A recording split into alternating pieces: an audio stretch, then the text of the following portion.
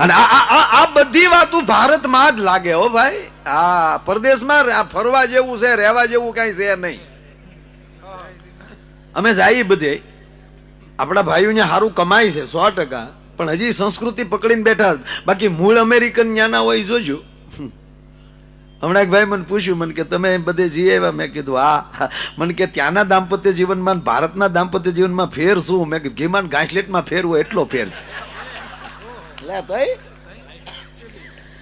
હવે ઘડીક હવાણ કરીએ આપણે. કરવી ને હવાણ?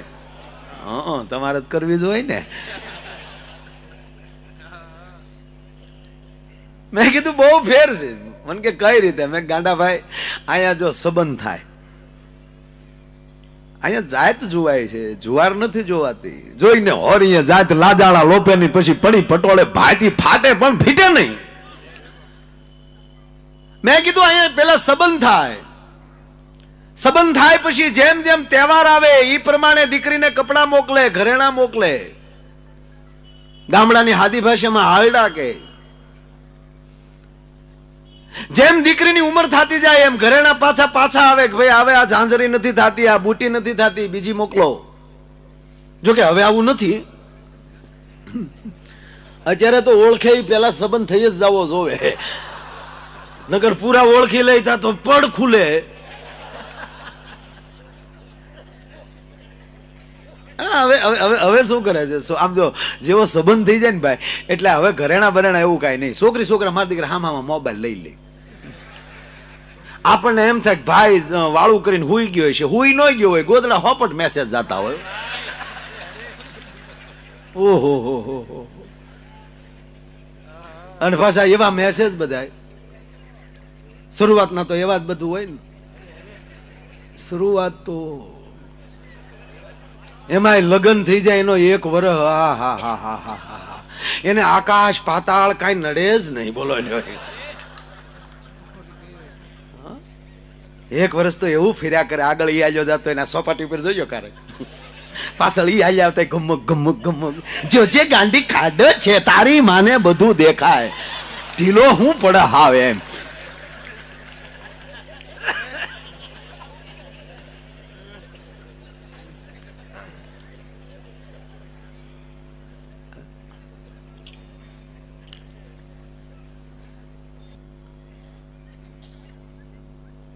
મૂળ વાત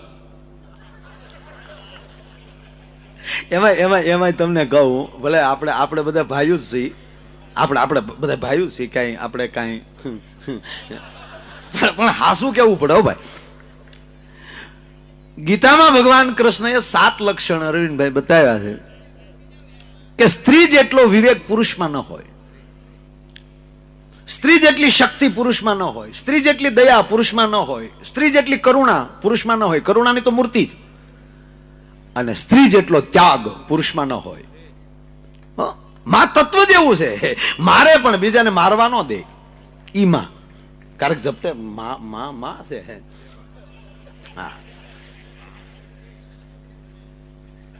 હા, હોસ્પિટલની વાત આવે એટલે યાદ આવ્યું કે એ સ્ત્રી જેટલો વિવેક પુરુષમાં હોય જ નહીં. આ વાત ઉપર તમને ભરોસો ન હોત, કાલે હોસ્પિટલ અખતરો કરજો. કોઈ પુરુષ બીમાર હોય છે તો એનો ખાટલો રેઢો આ બેનો નહીં મૂકે, પતિને રેઢો ન મૂકે સાહેબ. એ બાવડું પકડીને બેઠી હોય. અરે એવી અમુક પરિસ્થિતિ જોઈ છે, ખોળામાં માથું લઈને બેઠી હોય કે હું બેઠી છું, જમના બાપની તાકાત નથી કે મારે બેહતા અહીંયા એમ કહેવાય કે એનો જીવ લઈ શકે. અને દાખલા છે, ઇતિહાસ છે.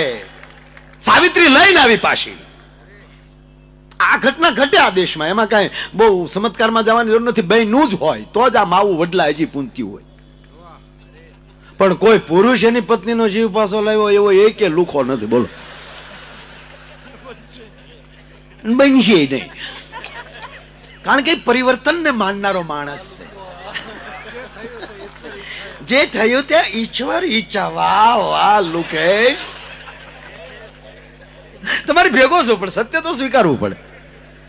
તમે હોસ્પિટલ જાઓ તો જોજો, તમે એ બેનો લગભગ બાવડા પકડે. એમાં ખાસ કરીને જોજો, ભાભા બીમાર તો ડોસ્યું ખાટલેલી જેકા દાદા આગ્યું જ ન જાય. ડોસ્યું બાવડું પકડીને બેઠે, કાંડું હલાવતા નહીં, બાટલા દરડું નીકળી જાય. વાહ તારી હાશીવાન.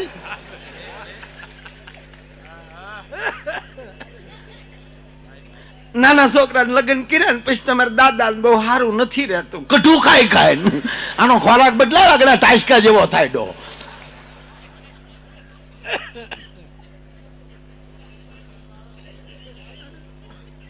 પણ બેનો 100% એના પતિનું બાવડું ન મૂકે. ઠીક આમ હળવી થોડીક વાત કરતા કરતા તમારે વાત કરું, પણ વાત સત્ય છે. કોઈ પણ તમે કોઈ પુરુષ બીમાર હોય તમે જાજો દવાખાને અને ત્યાં ખાલી ખબર કાઢવા જાઓ અને ખાલી એટલું પૂછો કા ભાભી કેમ છે મારા ભાઈને, એનો જવાબ સાંભળો ને તો 50% દર્દીનું દર્દ વયું જાય. જોકે પેલા તો ઘણું સારું ભાઈ, ઘણું સારું, 2-3 દિવસ તો બોલે છે, પણ ભાઈ 1 મહિનો થયો, નથી દેરાણી આવી નથી જેઠાણી આવી, મને 1 મહિનાનો વનવાસ મળ્યો ભાઈ, મને 1 મહિનાનો. એટલે દેરિયા જેઠિયાને થોડી પડી હોય કાય લાગ જોઈને બેઠા હતા રોયા. પણ ઈ લેવા દેવા વગરનો આ પ્રોગ્રામ એને શરૂ કર્યો. હા, આપણે તો એવું કઈ પૂછ્યું નતું એને, પણ સ્વભાવ કોઈ નથી આવ્યો આટો મારવાય છે. પણ તમે બધા આવો ને ભાઈ તો આપણને થોડુંક એમ થાય કે નહીં આપણી વાહે કોક છે તો ખરું, પણ તમે બધા આવ્યા ને ભાઈ, તમારે બનેવી છે ને ભાઈ, આમ તો સંબંધ કર્યો ને તે દી મેં વાતો સાંભળેલી કે હાજા માંદા રે, બાળકની બળેલ ઠાઠડીએ ઠરી નહીં બેનું, હાજા માંદા રે. પછી આપડે તો શું છે, મારા બાપાએ જીભ કસરેલી કે દેવી ને તો બાબરિયા ધારે દેવી.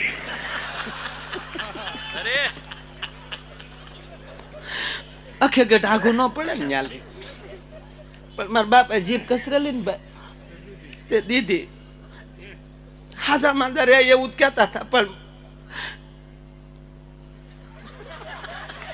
બટા તારા ભાગમાં હશે ને તો તું એ ઘીરે જાય ને તો ગ્રહ ફરી જાય.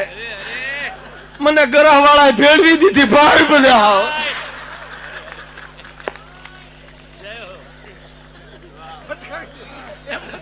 15 દી નથી ગયા ભાઈ, હું પરણીને આવીને તે 15 દી નથી ચાકા રોયો બાંધો ન પડ્યો હોય.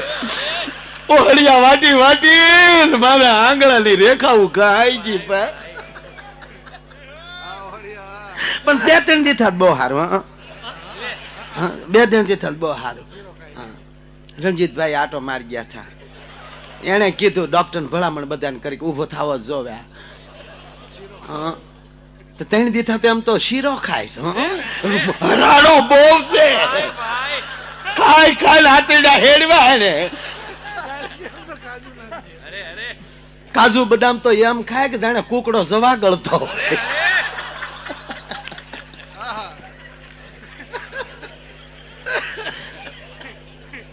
કહેવાનો મતલબ મારો કે એ એક સહજ એમ કે બહુ સારું છે, 15 દી થા બહુ સારું છે. જેમ દીવામાં દિવેલ આવે ને દીવાનું તેજ વધે એમ તમારા ભાઈને દવા લાગુ પડી ગઈ. હવે 2 દી થા તો જમે છે, 2 દી થા વાતો કરે. અને કાલે જ ડોક્ટર કહેતા હતા કે લગભગ પ્રમ દિવસે તમને રજા આપી દે, પ્રમ દિવસે ઘરે વયા જાઓ. તમારા જેવા જાય ભાઈના પૂન, અમારા છોકરાઓના પૂન તમારા ભાઈ પાછા ફેર્યા. અમારા ગુરુની કઈક કૃપા હશે, આ મરણ પથારેલી તમારા ભાઈ ઘરે જાય છે, આ અમારી ઉપર કૃપા છે. અને અમે પ્રમદી ઘરે વયા જાઉં, પ્રમદી ઘરે વયા જાઉં કે એટલે દર્દી અડધો હાજો થઈ જાય, પોતાના હાથ મળે જોવા કે હું પ્રમદી ઘરે વયો જાય. આ શબ્દની તાકાત. આ જગ્યાએ જો કોઈ બેન બીમાર હોય ને ખબર કાઢવા જાય, લગભગ તો અહીંયા હોય નહીં. બોલો એ હોસ્પિટલની બહાર લીમડા હેઠે બીડી ટેકાવીને બેઠા હોય. આપડે કે કાં મારા બાણ બધા અંદર છે, આવો બે સામાણે બે આવ.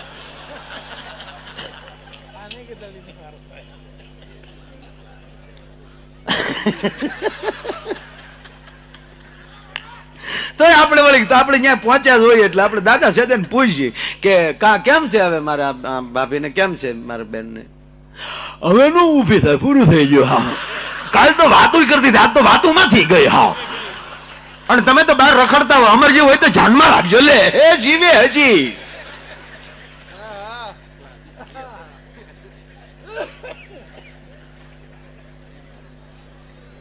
મતલબ પુરુષની અંદર આપણામાં થોડોક અહંકાર પણ છે. આપણે સહજ કોઈને સ્વીકારશું નહીં, પણ મૂળ પાયાની વાત છતાં પણ અંદર શક્તિત્વ તો છે જ. તે મેં કીધું ને, આપણે બુદ્ધિ છે જ નહીં. પુરુષમાં બહુ બુદ્ધિ ઓછી, એટલે જ આપણે બહુ માથું હાસવાની બહુ કઈ ઓલી નહીં, એટલે નાના નાના વાળ રાખી. બહેનોને બુદ્ધિ વધારે ને, એટલે છે ને એને એ બુદ્ધિ હાસવા હાટું મોટા મોટા વાળ રાખવા પડે. એટલે પછી કારણ કે એરિયલ જ મોટા, ગમે ત્યાંની ટાવર પકડે. આપણે હાવ ટાવર વગી ને હાવ. આ બહેનોમાં બહુ બુદ્ધિ ગુજરાતભાઈ. હવે એક ઝીણો દાખલો દઉં. જો ભાઈ, તમારે પછી સમજવામાં ઉતાવળ નહીં કરવાની. હા, આમાં પછી તમારી રીતે તમે અરથ કરો તો પછી તમને એમ થાય કે માયો ભાઈ આવું કેમ બોલે. ના, આવું નહીં ભાઈ કરવાનું. આ જો પેલા કહી દઉં, હો, તમારે ઉતાવળ નહીં કરવાની. હા, હકીકત કહું, આવા વડીલોની કૃપા છે આપણા ઉપર કે ટેસ્ટ થી હેઠું ઉતરી જવું, પણ શબ્દ થી હેઠું નથી ઉતરવું. શબ્દ છે યાર. આવા બેનરો લાગ્યા હોય એ લાજે યાર, ભૂલ પડી હોય. હવે વડીલો પડખે બેઠા ભોઠા ન પડવા જોઈએ. એટલે એક જોક્સ એવો છે, પણ એટલે પછી તમે ઉતાવળ કરો તો પછી લાગે પગે લોહી લીધા પછી. એટલે જો બુદ્ધિ કેવી કહું. એક બેન બસમાં ચડ્યા, ધ્યાન દેજો બરોબર. આમાં સમજાય તો જ દાંત કાઢવા, ખોટા દાંત નહીં કાઢવાના. આપણને બીજા કોઈને ફાવતું જ નથી કે હવે જો તમને આ વાત સારી લાગી હોય તો તાળીઓથી વાતને વધાવો. નહીં, વધાવવી જ નથી. કારણ કે સમજવું જ જોઈએ ને. કોઈ દી કલાકાર ફેલ જ ન હોય, ઓડિયન્સ ફેલ હોય શકે. કોઈ સમજી ન શકે તો જાય. પણ બહુ આમ જો હવે પકડજો વાત. ઈ બસમાં ચડ્યા, અને બસમાં જેવા ચડ્યા એટલે ભાવનગર થી બસમાં ચડ્યા. આરે 3 છોકરા, 1 2 3. કંડક્ટરને કીધું એક અમદાવાદની ટિકિટ આપો. કે બેન એક ટિકિટ કેમ, આ 3 છોકરા તો હારે છે. ત્યારે બેને કીધું કે 3 વર્ષથી મોટી ઉંમરનો હોય ને એની ટિકિટ લેવાય ને, 3 વર્ષથી નાના હોય તો લેવાય. 3 વર્ષથી નાના હોય તો ન લેવાય. એ કે 3 વર્ષનો નથી.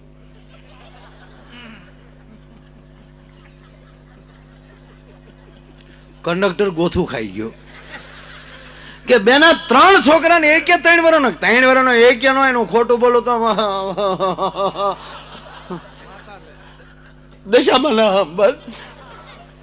હું ખોટું ન બોલું ભાઈ, એક 3 વર્ષનો. અરે કે બેન 3 છોકરા એક 3 વર્ષ નો જ હોય તો જ કેવું ને ભાઈ. આ જો 2 વર્ષનો, આ 2.5 વર્ષનો, આ 3.5 વર્ષનો. ઓલો વધારે વેમમાં પડ્યો કે 2.5 વર્ષનો, 2 વર્ષનો, 3.5 વર્ષનો. અરે બેન તમે એક પૈસા હાટું ખોટું બોલો. અરે સાહેબ ખોટું જ ન બોલો. આ તો નકર ક્યાંથી હોય તો જન્મ તારીખના દાખલા લઈ આવું. ખોટી થોડું બોલું. આ જો 2 વર્ષનો, 2.5 વર્ષનો, 3.5 વર્ષનો. કે પણ બેન હોય કેમ કે જોઈ રહ્યા હોય નહીં, જોઈ રહ્યા. કે પણ કઈ રીતે? આ મારા દેરનો, આ મારા શેઠનો, ના એક મારો.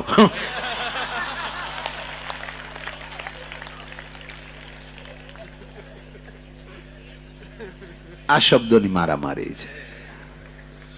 કોઈ પણ વસ્તુ અસત્ય ન હોઈ શકે. દરેક વસ્તુ સત્ય જ બનતું જાય છે, પણ દરેકનું સત્ય અલગ હોય છે. હવે દાખલા તરીકે દરેકનું સત્ય અલગ એટલે કે હું તમને એટલું પૂછું કે નેશનલ હાઈવે છે તો નેશનલ પાર્ક ડાબી સાઈડ આવ્યું કે જમણી સાઈડ? દરેકનું સત્ય અલગ હશે. કઈ દિશામાંથી આવો છે એના ઉપર આધાર. આપણે હામાં બે આવી જઈએ છીએ ને સાહેબ, એટલે દરેકનું બેયનું સત્ય ફરી જાય છે. સાઈડમાં હારે થઈ જાઓ, કોઈ દી તમારું સત્ય ખરાબ નહીં થાય. ભલામણ જયારે સામ આવી જાવ છો ત્યારે ઓલાનું ઉગમણું આપણું આથમણું થઈ જાય, ઓલાનું ડાબું એ આપણું જમણું થઈ જાય. પણ સાથે જયારે જોડાઈ જાય છે અને સાથે જોડાવા માટે આ બધા પ્રોગ્રામો જરૂરી છે. અને જ્યારે સાથે નથી, આપણે અત્યારે બધા એમ કે સાથે જ ચાલો, અને કેટલું સરસ બધું થઈ રહ્યું ત્યારે આ 21મી સદી લહેર કરે. એટલે ભાઈ મેં કીધું ભારતના દાંપત્ય જીવનમાં અને અમેરિકાના દાંપત્ય જીવનમાં ઘીમાન ઘાસલેટમાં ફેર એટલો ફેર.